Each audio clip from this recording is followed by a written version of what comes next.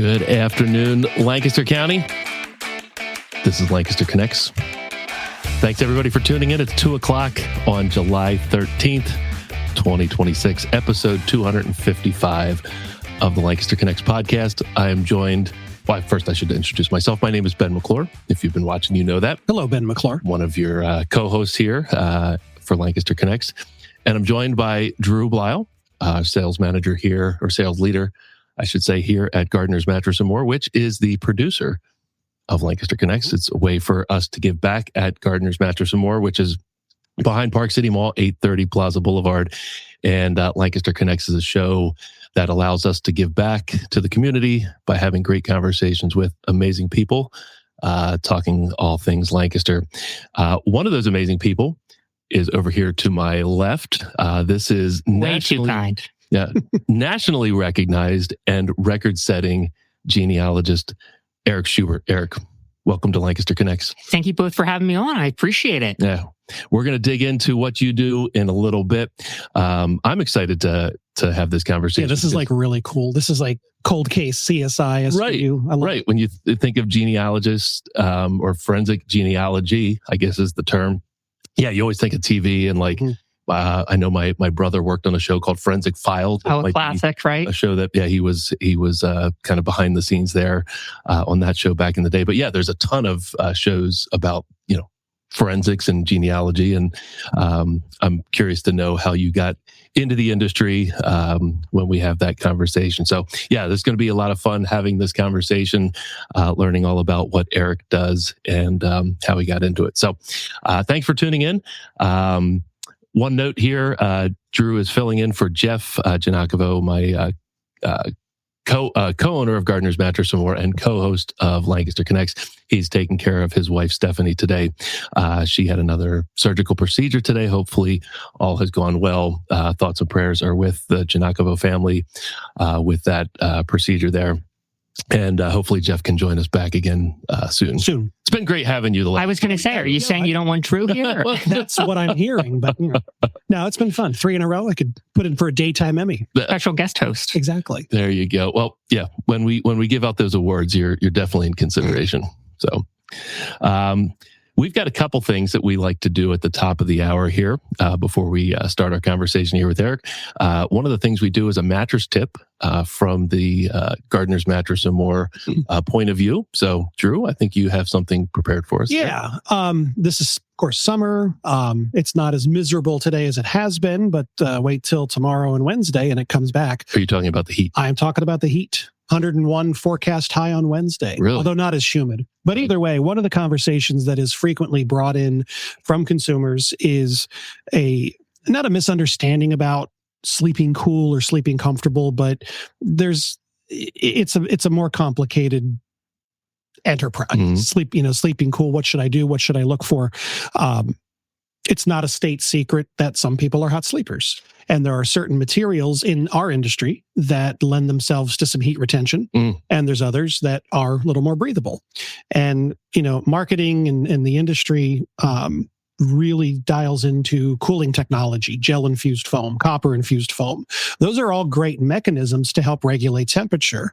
However, one that gets overlooked because it's something that's not as common from store to store is also something that's more natural. No. 100 years ago, a mattress was cotton and wool and horsetail in some cases and coils. Natural materials, which of course are usually very breathable.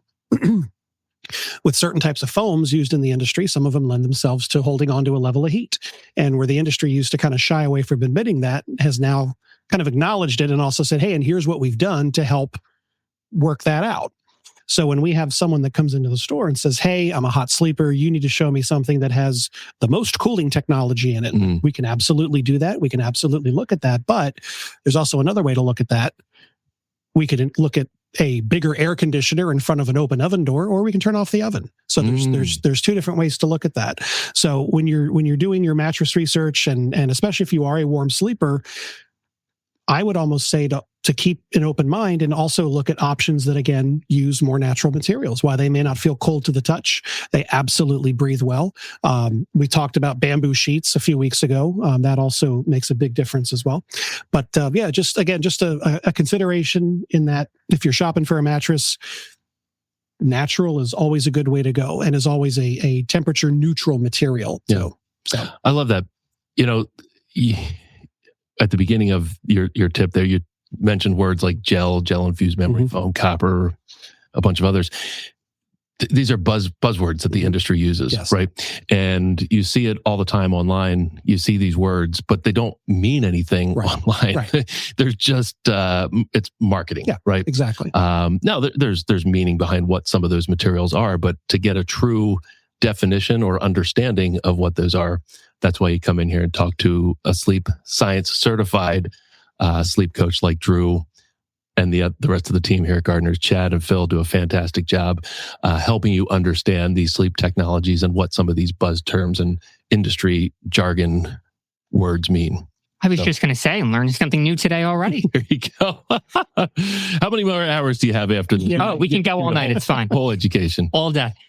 All right. Last order of business before we get into Eric and what he does with genealogy.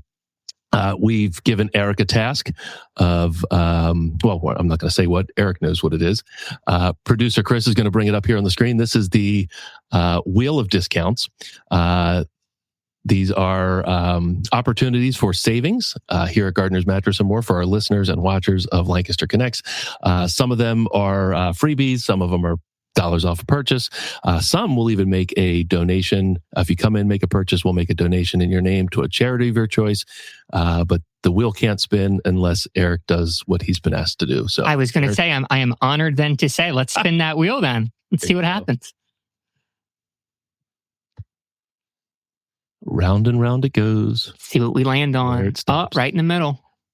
This wasn't that last week too? No, I think that was free delivery last week. Right. Which we almost had again, but this is something new. This is pretty good. $129 value, free metal bed frame. This is the proper support underneath the mattress and the foundation of your brand new bed. One of the reasons why mattresses fail most often, or I should say more quickly than they should, would be lack of proper support underneath. So people that try to keep old box springs, people that have old bed frames that don't have the proper center support in it, those are reasons why mattresses might fail more quickly than they should, and having the proper bed frame helps. So come in this week, mention that you saw Eric spin the wheel here on Lancaster Connects. Come in within the next week to Gardner's Mattress & More, 830 Plaza Boulevard.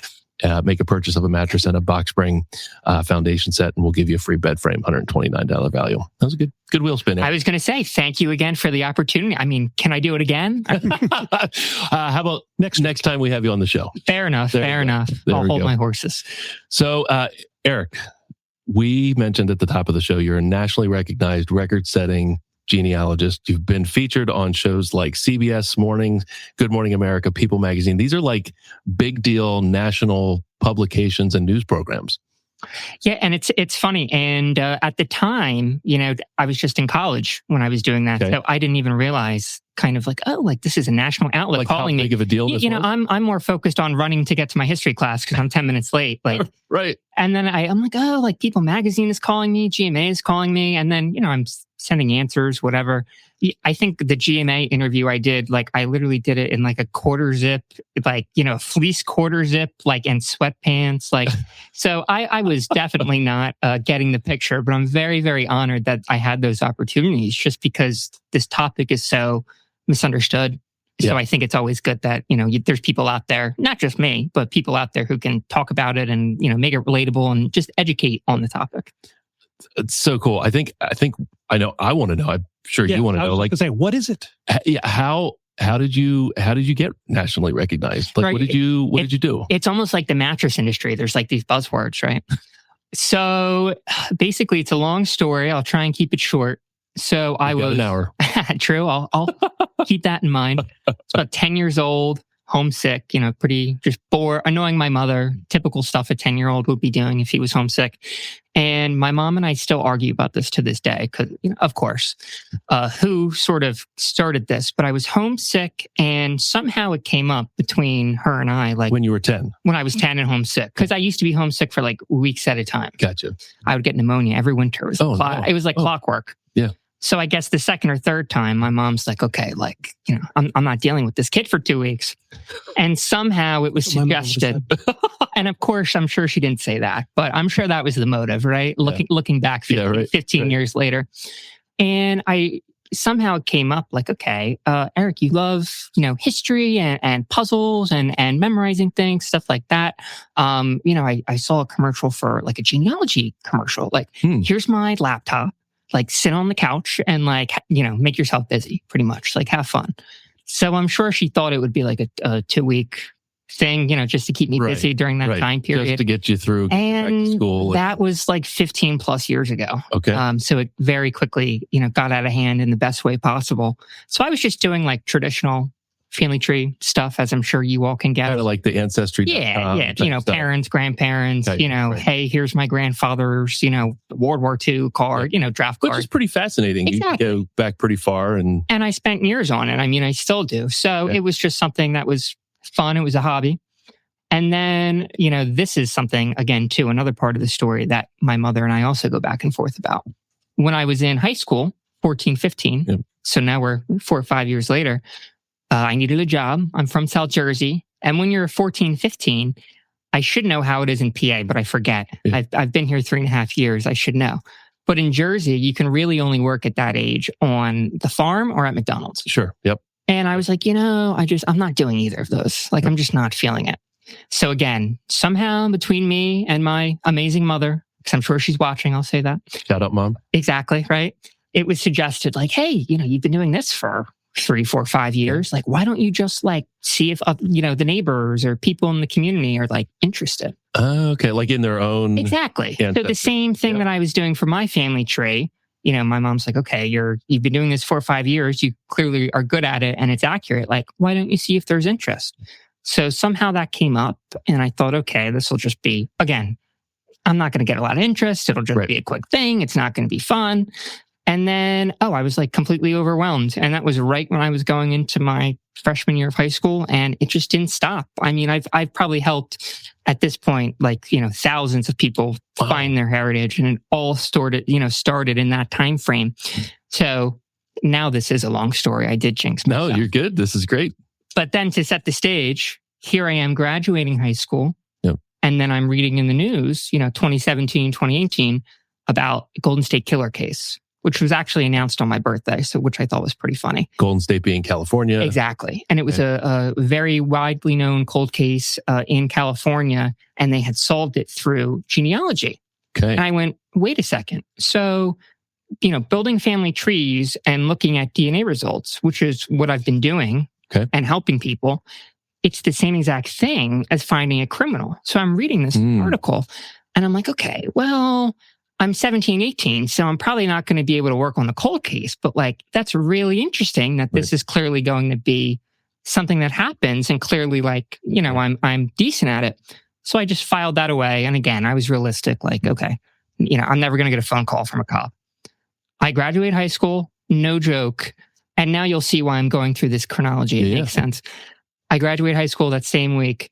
I get a phone call randomly. I still don't know how they got my number from a police department. Like, hey, Eric, like, we know you do genealogy. Like, we've heard you're very good at like, now you've transferred over into like looking at DNA results. Like, those skills are transferable. Do you know that? I'm like, yes, I know that.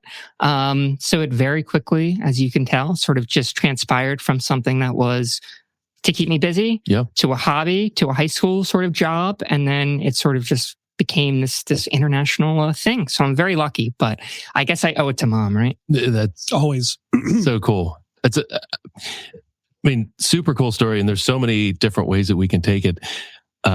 So how do you find the things that you find? Like, you don't need to share your secrets. No, of course. But I'm not going into the field of genealogy, but like, how do you, when like somebody hires you to dive deeper into their genealogy or ancestry. Where do you start? Like, how do you? So I'll give you two examples that are much shorter than the last thing I said, but I wanted to give you that whole sort of timeline because it all kind of blends together well. I would say there's two main things I work on, and the one is more so the criminal side. Let's say someone wants a family tree. In my mind, that's super generic. Yep. Not a bad thing. It's just I can do it with my eyes closed at this rate usually, which I'm very lucky for. So I say, okay, give me your parents' names. Maybe if you know your grandparents' names, let me know.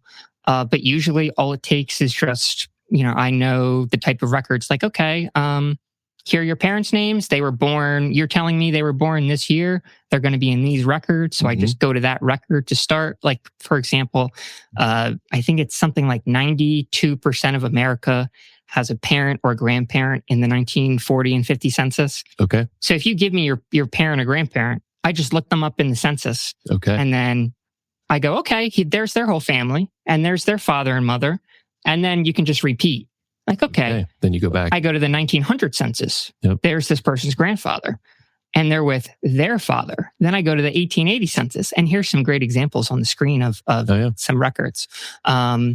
So it really depends on the case, but I would say censuses are, a big thing for sure. But it's just knowing where to look, and every case is not the same. But it's all public record? Public record. Okay. So everything that's publicly available. But you're basically just like starting from a parent, which I know sounds easier than it, it's a much easier explanation than it is, and just tracing backwards, one person at a time. And then on the alternate side, I get a lot of inquiries for people who are like, okay, can you help me find my biological grandfather? My mother was adopted. Yeah. So that was something in high school. I was like, okay, I'm starting to get requests for DNA. Wow. And then it really does sound cliche, but like genealogy, I sort of just picked that up too, because I was getting those answers. But if someone gives me a question like that, of course, it also depends, but it might be like, okay, have you taken a commercial DNA test? Yes. Okay. Can you send me your match list? Yes. Great. Mm-hmm.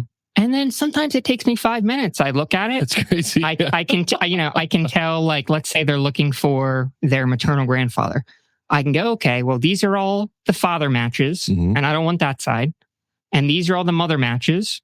And then I just go through them and I go, okay, this first person is on their grandfather's side. So every other person that they don't match with, I know is on the mystery line. So basically, I'm just like isolating their matches. So like they give me a list of like 20 people who say, oh, I'm somehow related to these people. What I have to do is build those family trees of those 20 people and say, oh, 15 of them are descended from John and Jane Smith, who lived, 1890 in Lancaster. And then if that person doesn't have John or Jane Smith in their family tree, I can go, okay, I know all these matches are that mystery line. And then I can go, okay, did John and Jane Smith have a son? And, oftentimes it's easy, and maybe they had one son, and then I can go, all right, bingo, there's your grandfather. So kind of think of it, maybe a shorter answer would be it's like a big game of hot and cold, at least on the DNA side of it. Yep. And then on the family tree side of it, it's more just like starting with what you know, and then piecemeal, just trying to very basic, go back from one head of household to the next, from, the 1940 census to the 1910, 1880, and so forth. And then obviously other records may help you out. But usually, that can get you pretty far. Because I say the number one red mark in genealogy, and why I'm harping on so much about this, is people overcomplicate it. And they're looking for things that aren't there. They're looking for things that didn't exist. And, they come to me and they're like, I was looking for my grandfather's birth certificate for 60 years. And I go, well, he was born in such and such state, and that county didn't even start to keep birth records until 25 years after he was born. So these sorts of things. So it's almost like a sixth sense, but people almost go too deep into it. And sometimes you just need to take a step back and go, just look at one census to the next, and don't get bogged down or confused in too many details. But I know that's much easier said than done. And I have some experience, but that's what I would say. So, and I've got a personal connection here. So I'm adopted. I don't even know if you knew that or not. Yeah. So closed file, March of 81, older than I look, haha. No, so like we're both 25. Not exactly. So not no, and I've never looked into this at all. But so where would I start, or where would you start with? Because I don't know a thing. So that's so interesting. So in Pennsylvania, I know New Jersey just opened up their adoption records in 2017, 2018. I should know off the top of my head if Pennsylvania has theirs. So it's a 50-50 shot and they're open and you could request them. But if they're not, New York State. New York State, it was actually a huge deal. They just reopened them in the last year or two. Oh, okay. So if you wanted, you could request it, just your birth records. But what I've learned is that's not always accurate. The amount of times I've gotten people's, original birth certificates from their adoption files, and unfortunately, all the information is wrong. Or, like the mother was lying, or, she put a father down that she thought was the father, and that wasn't the father. Oh, wow. So oftentimes, like in your case, I would say, go to New York Department of Health, you can request your records, but at the same time, do the DNA test, like an ancestry test. So because it doesn't lie. So, and what's involved with the DNA test? Like, what do you... You spit in a tube and send it off, and 4 weeks later, you'll get a list of people who you're related to. And then knowing that you don't know anything, I have a feeling your matches probably would be pretty decent. And then it depends, maybe in a day or maybe in an hour, I could be like... And where do you go for the DNA test? Typically Ancestry is a big one that I recommend. They just have a big pool, and they sell them on Amazon too for like $50. Oh, so you request it, they send it to you? Yeah, it's like something you can order on Amazon. One day, comes with a return envelope. Very easy. And then same thing. I just look at the results. Like if someone's asking you to find their grandparent or something, it'd be the same thing here.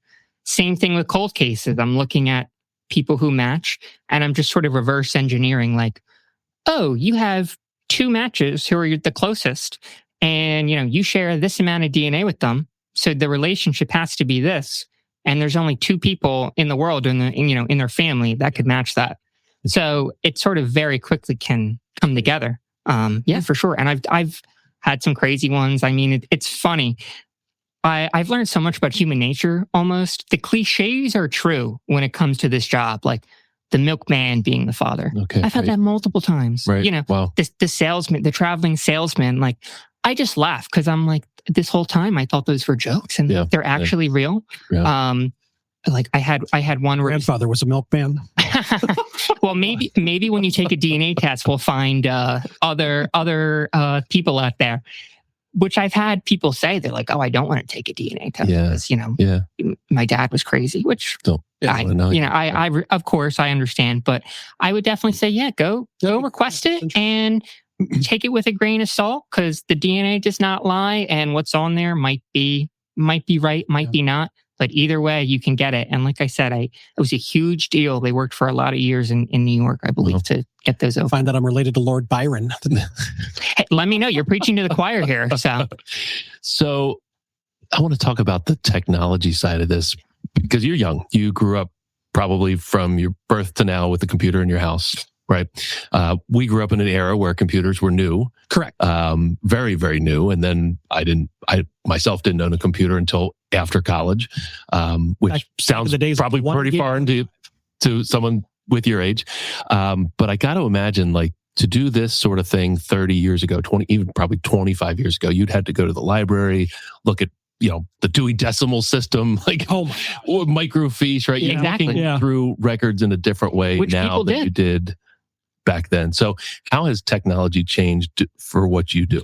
Great question. Well, you nailed it, because people still are dedicated. Genealogy is the number 2 most popular hobby in America after gardening. Interesting. So I run across stuff all the time from like the 80s or 90s when people were, writing books and writing, with their family tree information, and they're writing down where they got all the microfiche and, what libraries they went to. So pretty much how it's changed things is every record that's online, like every digitized record, like a census or draft card or like a marriage record, like what's on the screen now, it might have only been in a library or, hidden in a basement. And now it's all online. So you really don't have to leave your house to find a lot of these things. But at the same time, it just made it a little trickier back then, I would imagine, because you might not know where to look. If you're, trying to find a certain record, and it's much easier sometimes to just hit search everything online instead of, looking at one data set over and over again, or until you find something new. So I imagine it was a lot harder, but people did it. And it was going through microfiche. Going to the National Archives where censuses are stored. And then, genetic genealogy and, forensic genealogy didn't even exist until, the last 10, 15 years. So that's kind of debated too sometimes. But the Golden State Killer case that I mentioned, that was the first big application. So not even the last 10 years, it's become a big thing. When I was working on a lot of my cases, because I've done other ones beyond some in Pennsylvania, it was very interesting to me because it was such a new field. You would have maybe one cold case genealogy announcement every 2 months, 3 months. Now you have, half a dozen a day. You turn on the news and it's, every single cold case is getting solved through genealogy. So I think that's a way, at least, it's transformed the criminal side of things in the last few years. And then, I can totally picture in the 80s genealogists, in the library basements. So I'm lucky I don't have to do that. Maybe I'm bragging a little bit, but I am very lucky. You're right place at the right time. That's a good way to put it. I'm going to steal that. That's a good way to put it. You're more than welcome to. This is a good segue because the national recognition that you got and to be on Good Morning America, CBS Morning Show, the People magazine, you solved a cold case. Yes. So I mentioned sort of when I graduated high school, I got asked to solve a cold case. Yeah. And it's funny, that whole few months, I was like, I really want to solve a case. But then when you actually get asked it, you're like, oh, wait, actually, do I want to get involved in this? I was 18. I was like, do I want to be involved in this? And then I thought, okay, when you have 6 cops calling you, being like, please, Eric, work on this case, you're not going to say no. Real quick, before you get into it, what would the hesitation be to get involved? My first thing was I was super eager, but then I was like, wait, I don't know what this is. This could be murder. This could be this. Right. You don't know what you're could be alive. Yeah. It could be very public. I was like, is this even something I want to get wrapped up in? Yep. Is it going to be a local thing? So that was my hesitation, at least initially. But then got it, solved the case, and then nothing happened. And I was a little jaded. And I thought, okay, there have to be more cases out there. Yep. Especially in Pennsylvania, where you can actually get someone, have something happen. Maybe someone's not arrested, but they're named as the person who committed the crime, if they're deceased. Yep. So I thought, okay, there's got to be more cases out there. I was asked once, let me turn the tables now. So I was in my dorm room one day and I literally just Googled, and it's funny, I remember it so vividly. I just Googled cold case. And it had just so happened that week when I Googled it, the Pennsylvania State Police had just announced basically a new call for help with the Marie Chiavarella case in Hazleton, which is, I went to undergrad in E-Town. So it was about 90 minutes away. So it sort of came up first. And, I'm reading through the article and, to the untrained eye, it's a typical article. But I'm looking at this thing and I'm like, oh my goodness, they tried genealogy. It didn't work. They're scrambling right now. This is the perfect case that I can, want to work on. So unasked, you kind of jumped in. And, exactly. So I said, all right, research. It was a young girl who was, murdered on her way to school. It was a terrible case.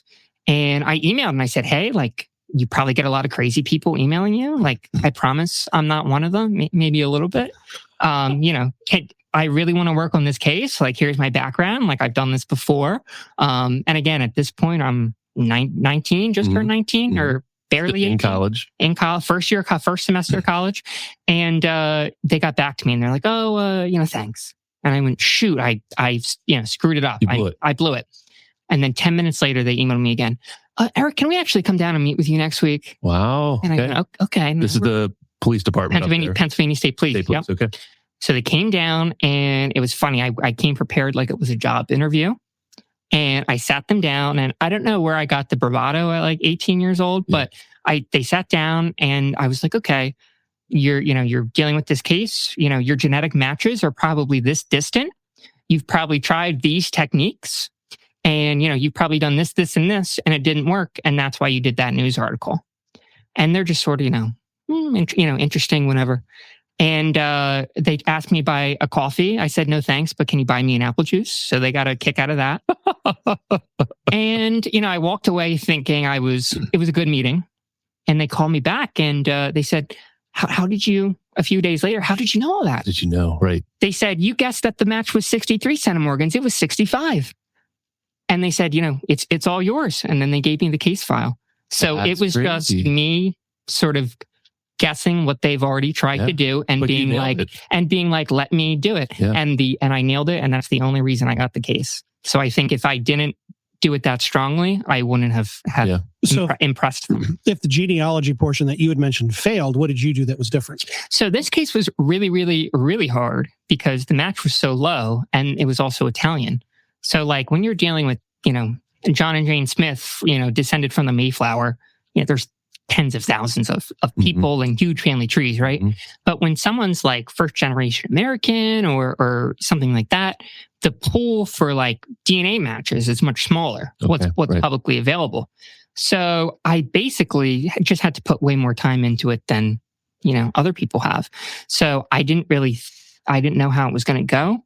We got so lucky. I mean, every single thing that had to go right genealogically, if that makes sense, that has never gone right before, like finding records in countries that I've never had luck with before, getting people to talk who, shouldn't be, typically would not talk, those sort of things, all went our way, which was incredible. So like for this one, the big thing was, I sort of narrowed in on this Italian family, but I didn't have enough records to like know that I was looking at the whole family. I'm like, is this 10% of it, 100% of it? And as it turned out, there was a relative who lived in Italy for like 10 years in 1980 and did a whole family tree. And they were more than willing to send it to us. So it confirmed all the research, showed that we had everyone. And then, from there, I knew we were on the right track. So again, it took 2 years and there's a lot. 2 years. It took 2 years. There's a lot more involved to the story than that. But just like, getting that family tree in Italy that I would never, ever usually have luck getting. Got that. Like finding Italian birth records and stuff that I literally like have never even seen before or gotten before to this day, I found for this case. So it was just luck for sure. But we did it and people were willing to help. Thank goodness. No one sort of slammed the door in the Pennsylvania State Police's face, when we were working on this case. I had my amazing partner, Sergeant Barron and Trooper Q. It was funny. I literally had talked to both of them for like 2 years straight. And there I am at the press conference announcing this case. And that's amazing. There they are right behind me, the two men right behind me in the black suits. And there's Maurice's family up top. Yep. And I walked into the press conference and I was like, joking and joshing a little bit. And, Sergeant Barron's like, well, it took you long enough. And we're like brothers, so it's a compliment. So, 2 years of like emails and phone calls and back and forth and like, yelling at each other a little bit. Sure. It worked out. But had you not gotten involved, this still might be an unsolved case.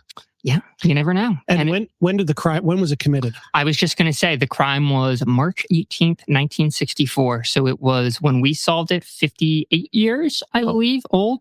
Now it's older than 60 years. It's the oldest cold case in Pennsylvania that's been solved through genealogy. And it's also, like I said, there's like new cases popping up every second. But last time I checked, it was top 4 or 5 oldest in the world. Wow, amazing. And it also made you the youngest to ever solve a cold case. Yeah. Which a lot of people are genealogists now, and there's a lot of centers and people are getting into it for education, which is great. But yes, I am the... funny enough, and I didn't realize this until after, I am the youngest person to ever solely solve a cold case, not attached to any agency or, college or something like that, just on my own.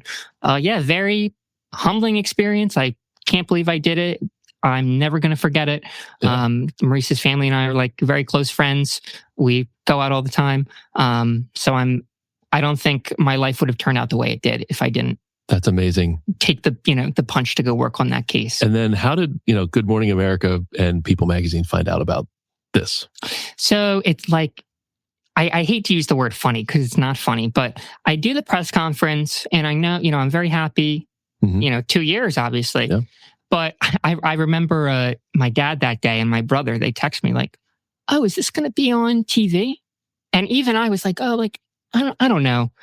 I do the press conference. I turn my phone on. It's blowing up. I'm getting pictures of me on TV.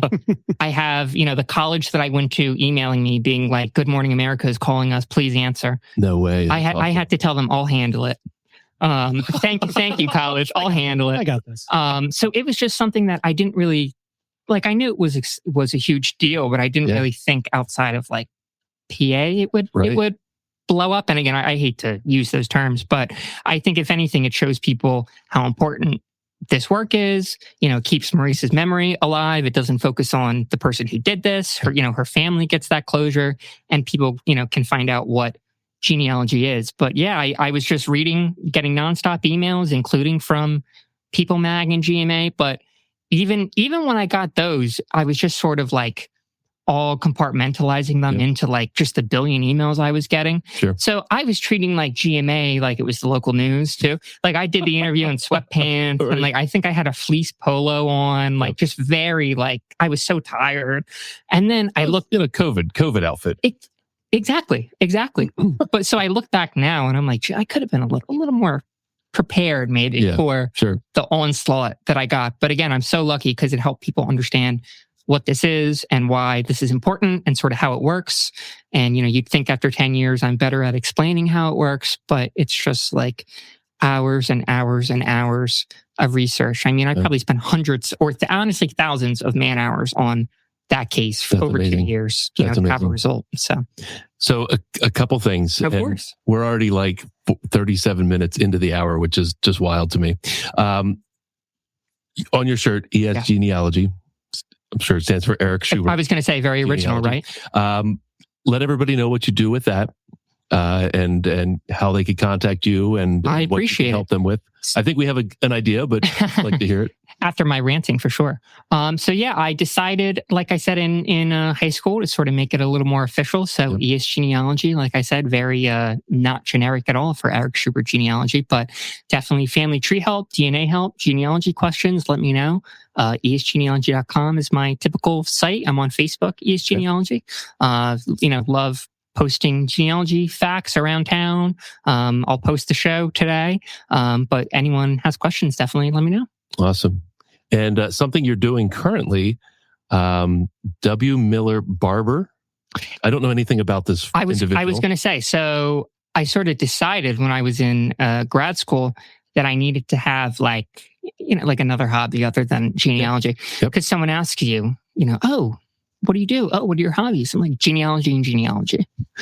So I was like, I need to diversify a little bit. And I have a bachelor's and master's in history. Okay. So I was like, okay. I always enjoy researching, writing, presenting, and that's what I did all in undergrad.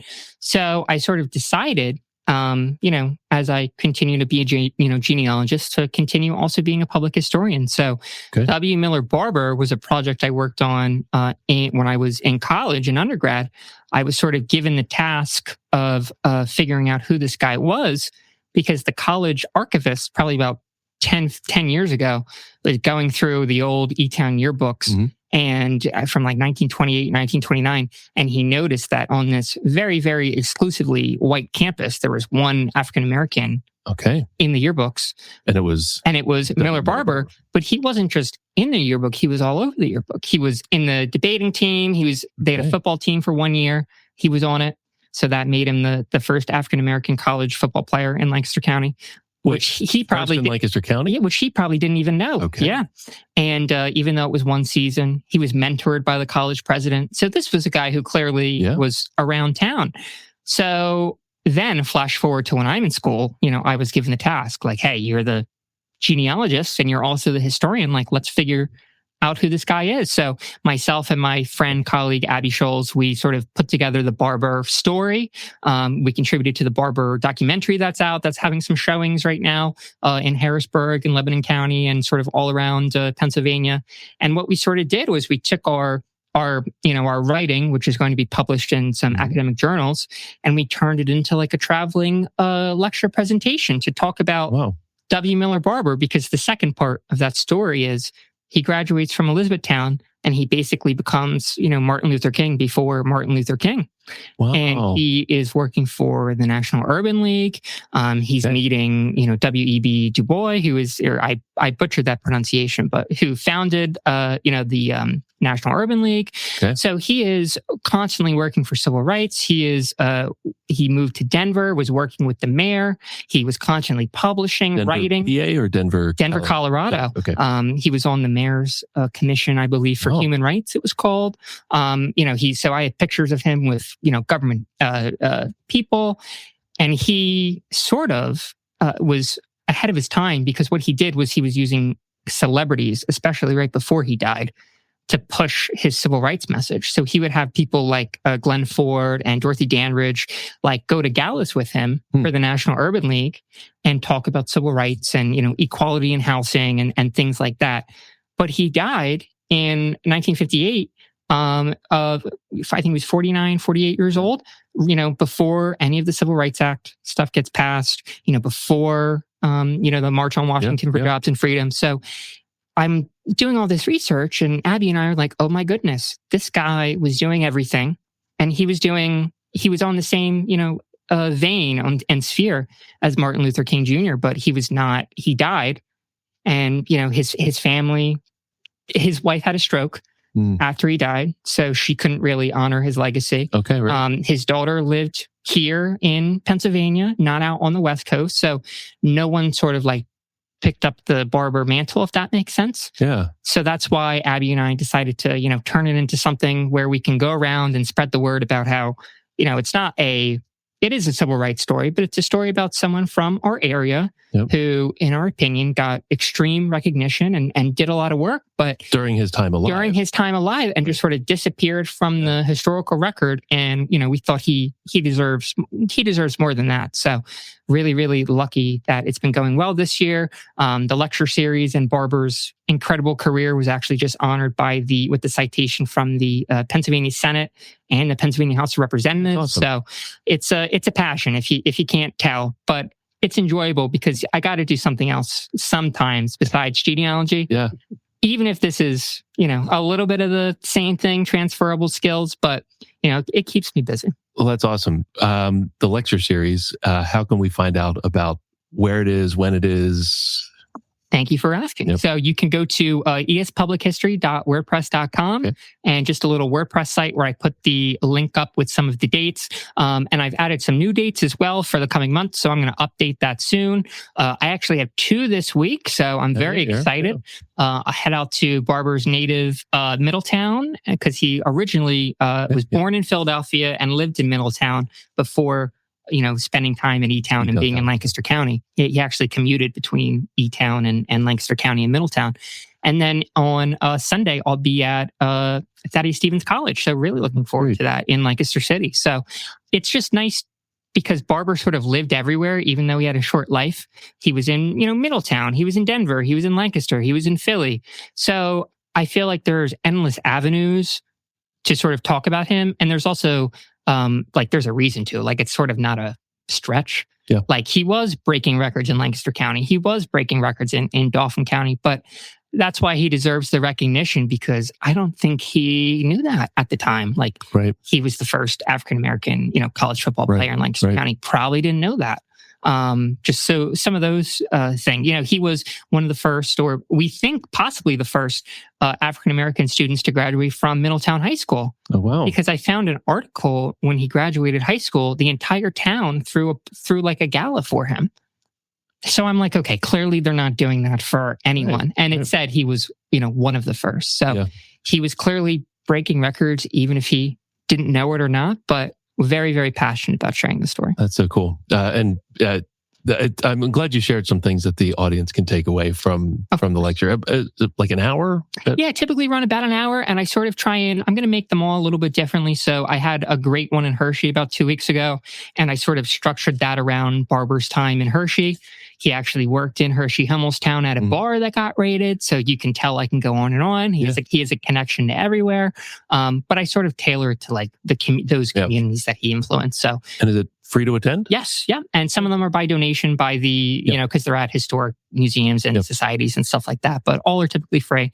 So it's a great opportunity to just learn more, like I said, about someone who is going to have national recognition, if all goes well. And he is getting recognition around the state. So that's so cool. Yeah, someone who definitely will get maybe more into the public consciousness this year. You wonder, and you may already have another story or 2 or 3 lined up to tell, but how many of these stories exist, these people exist that did amazing things and you don't know anything about them? Well, you nailed it, because that's if you can't tell, that's what I love to do. And I think that's why I got given this project, is I love finding those underexplored type of stories, because, the more I research or, the more something comes up, you realize that. My master's thesis, for example, was a biography on a Marietta businessman who also pretty much had little recognition. Found out he was the oldest active bank president in the country. He was on a regular basis with President Harding.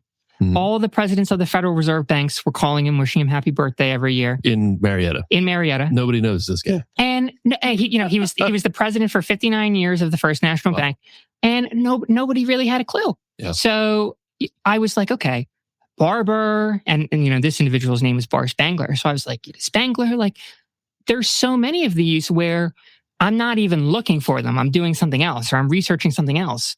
And I run across the story and I'm like, oh my goodness.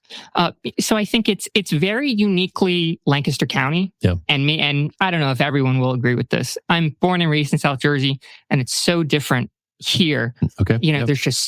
I think there's 22 or 23 historical societies and organizations just in Lancaster County. Yeah. So the amount of history that's shared and talked about and in the paper is constant. And I wasn't getting any of that in South Jersey.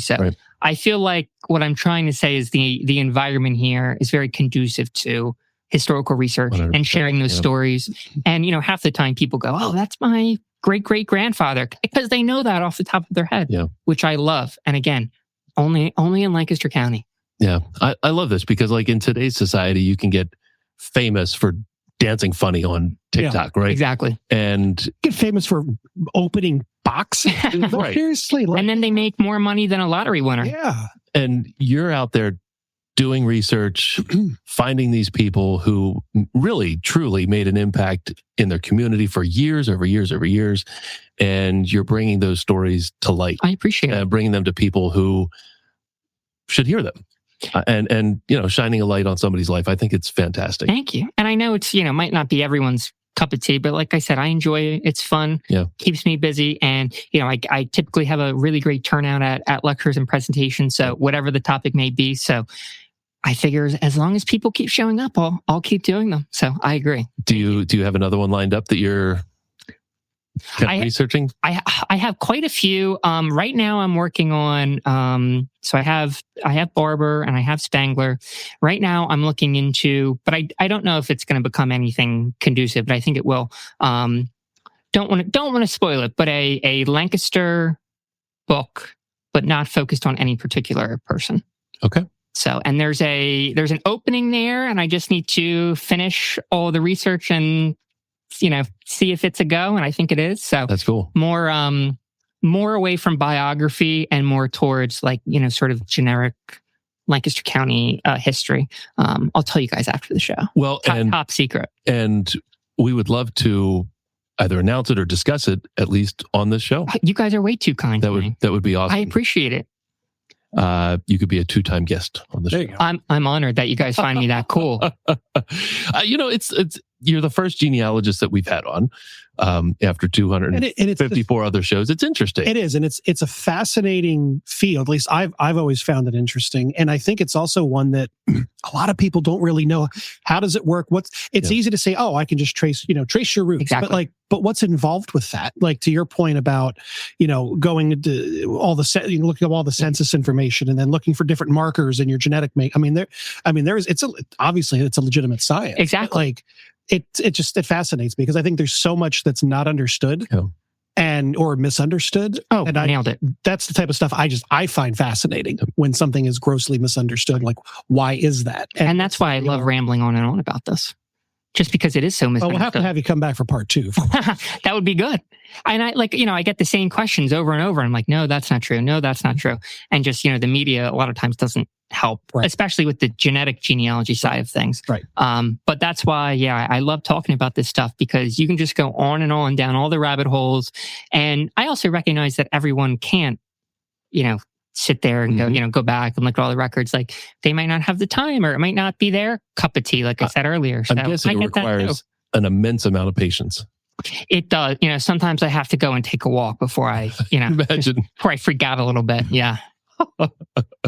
If there's a toughie. Yeah, I can imagine. I mean, you're spending hundreds of hours sometimes. Yeah, think solving something. Think like, locking the door, blasting the music, and it's like, all right, I'm not coming out of the office until I figure this out. Yeah. Now, are you working on any cases at the moment? I know we talked about the cold case you'd solved. No, but I had quite a few independent cases besides Maurice's case, and outside of Pennsylvania too, that I'll name off real quick. I did the Lee Rotatori case in Iowa, which was a homicide. The Edna Lockman case, which was local in Gettysburg, Adams County area, and that was also for the Pennsylvania State Police.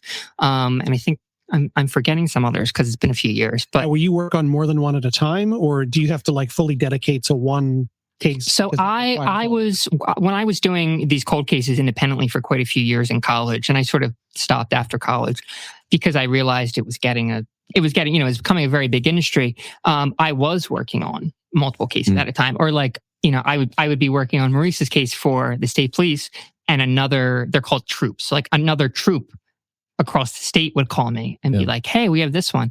And there's some other ones that I just remembered that, have not even, nothing ever came of them. So I can't even rattle those off. But yeah, I was sort of just being plugged in, randomly. But like I said, I sort of graduated college and realized, okay, this is becoming a big industry. I don't want to open myself up to anything wild. Gotcha. You see someone on the news saying, this guy's in prison, and I did the research. I like living here. I'd rather not tick someone off like that if it's a local case. So it's similar to the first reaction I had when I got asked to solve a case is, just protecting myself a little bit, of course. 100% makes no Amish mafia cases. All right. Well, this has been absolutely fascinating. Yeah, definitely. Thanks for sharing what you do. Thank you for letting me go on and on and on and on. I can't thank you enough. Yeah, thanks for telling your story. If you want to connect with Eric, website again? Yeah, esgenealogy.com, and also espublichistory.wordpress.com, and also facebook.com/esgenealogy. I'm pretty active on all three. Awesome. Yeah, thank you again. And check out the W. Miller Barbour Lecture Series coming up. Thank you. Just Google him and you can find the information there. We're not done with you yet. We've got a few more questions. Connection Cocktail will shift into, and I'll kick it off. You just mentioned that you blast music while doing this. What music are you blasting? So I'll give you a good answer, but I should have a more refined answer. So my taste really is all over the place, which I know everyone says. It could be classical. Okay. So we'll throw some Schubert on, which fits. There you go. Or, just something else. Or it could be some 1960s something. Okay, so classic rock. Some classic rock, exactly. I'll put on, my dad's, 80s rock playlist. All right. It depends. That's what I'll do if I need energy. Okay. If I need to lock in, I'll do the classical. Depends on the exactly. Or my third answer, it could be a little more recent. It could be some chill Mac DeMarco. Okay. If you've ever listened, that's the only concert I've ever been to. Okay. So I would say one of the three, typically, either some more recent stuff, chill stuff like Mac DeMarco, or classical, or we'll throw on Dad's playlist. Exactly. All right. Very cool. Probably our playlist. Yeah, well, that's true. What did I tell you? You both are 25. Thank you. So you can definitely come back. And you live in Lancaster now? Yeah, I've lived here for, oh my gosh, almost 4 years. Okay. Do you have a favorite spot to go out to dinner, go out for drinks? Oh, I do. And everyone knows this about me. It's my Achilles heel. Even everyone who works there knows it's become such a thing that I'm a regular. Lombardo's. Oh, right. Yeah. Right on. And Harrisburg Ave. Yeah, Harrisburg. Yeah, and I live right by there too, so it's very easy. And the bistro right next door that just opened up. Brand new bistro. Yeah, on first name basis, which is either a good thing or a bad thing, depending on how you look at it. So, no, that's a great spot. They're friends of the family. We've known them forever. Oh, I love it so much. Spot. Do they still have the pepperoni sauce for the spaghetti? That's one thing they were always famous for back in like the 80s. Oh, I bet you. See, I haven't gotten spaghetti in a minute, but I bet you they do. Okay. And I know all they do is advertise the red sauce because it's good. So sauce. they got to have the pepperoni sauce. That was my dad's favorite. All right. If friends had to describe you outside of what you do in one word, what would it be? I'd be scared to hear their answer. Let's say, the last Barbour presentation I gave, everyone came up to me and they all said the same thing. And I noticed this. The word that they used, which I really much appreciated, was passionate. Passionate. I was going to say, so I will take that. I was going to say that or thorough. Yeah. Very cool. I appreciate it. Very cool. You guys are getting my ego too high today. I can't thank you enough. Last question. America just celebrated its 250th celebration. From your view, what makes America so great? I was thinking about this question earlier. I think my answer to this would be what makes America so great, at least in my opinion, and this is going to be a little bit of a history genealogy answer, so maybe it's a cop-out. That's all the time we have for today.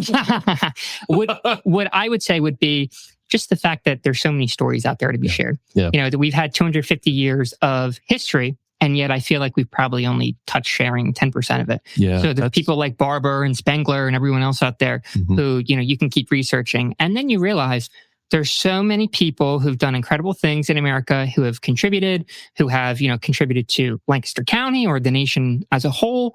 And, maybe that hasn't been recognized. So sometimes I stop and I'm like, you know what? These are the people, of course, that America was founded upon. Their backs. So again, that's a little bit of a historian cop-out answer, but I do always think about that. It's great because you're telling stories. I mean, you're telling W. Miller Barbour's story. You're telling stories of people who mattered. Yeah. That nobody knows about. Exactly. Other than maybe their family. And because there's so much history to cover, I mean, things get lost or things don't get covered as thoroughly. I'll use your word now.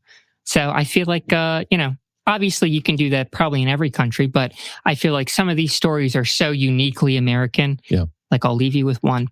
Bar Spangler, who I did my thesis on, his whole thing was he did not drink. He was a temperance person. And I found this story where someone gave him a jug of whiskey and he waited until they were out of eyesight. And then he got an axe and he totally destroyed the jug of whiskey. So I just feel like it's so uniquely like Lancaster County and American. So when I read like old newspaper clippings and I'm doing research, I think some of this stuff you're just not going to find anywhere else but in America. Yep. Love it. I don't trust anybody that doesn't drink. Old grandfather joke. He lived to 100 years, but I don't know. You're telling me he never took one sip of anything? I don't know. I don't know. Some that don't. Very principled individual. Eric, this has been a lot of fun. Thank you for coming on Lancaster Connects. Again, we say this every time. It's like we're almost at 3:00. It's like hour just goes by like time flies when you're having fun. Time flies. All right, we've got time for a testimonial here. Again, Gardner's Mattress and More is a producer of Lancaster Connects. Gardner's is the business that I co-own with my partner here, Jeff Giannakavo. And we're at 830 Plaza Boulevard, right behind Park City Mall. Help you wake up happy every morning. And we had a review come in within the last 24 hours. Oh. And it features you, Drew. Uh-oh. How many stars? Half? 1, 2, 3, 4, 5. Okay. All right, you've earned it today. 5-star. So Cheryl, recent customer, returned after 7 years to take my mother to meet Drew. Oh, so she could select a new mattress. They were so much fun. The second experience was just as good as the first. And Drew doesn't go for the hard sell. He truly helps you figure out what you want in a bed to make you more comfortable. We have been very pleased with our purchase. So thank you for doing what you do every day. And thank you, Carol and Cheryl. You guys were awesome to work with. That was, what's today? It was yesterday. So she purchased yesterday. So they went home and so thank you for watching. Thank you for that very much. Yeah. It was great to see you again, Cheryl. It looks like Chris has got the fire. Oh, he had the fire thing highlighted there. Yeah. So great review. Thank you, Cheryl, for your business. Cheryl and Carol. Carol is the mother. Yeah. Yes. Thank you, Carol. Thank you, Cheryl. And thank you, Drew. For doing what you do here at Gardner's. Drew and the team here can help you wake up happy every morning, just like we did with Carol and Cheryl right there on that testimonial. So, Eric, again, thank you for being on Lancaster Connect. This has been amazing. Drew, thanks for sitting in for Jeff. Yeah. prayers for Jeff and Stephanie with what they're going through there. Hopefully today's was a quick little procedure and you can get on with normal life again. So appreciate everybody listening and watching.